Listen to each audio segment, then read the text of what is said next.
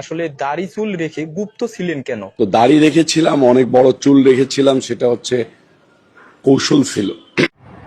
কি কি क्या बोलती है मायरी?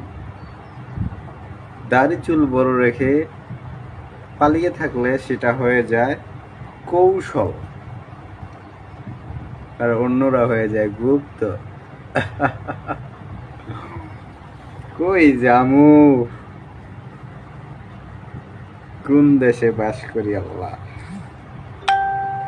কারো হয় কৌশল, কারো হয় গুপ্ত।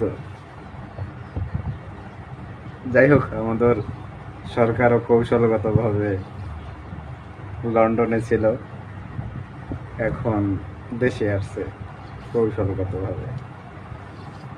তারা কিন্তু গুপ্ত না, গুপ্ত বলা যাবে না।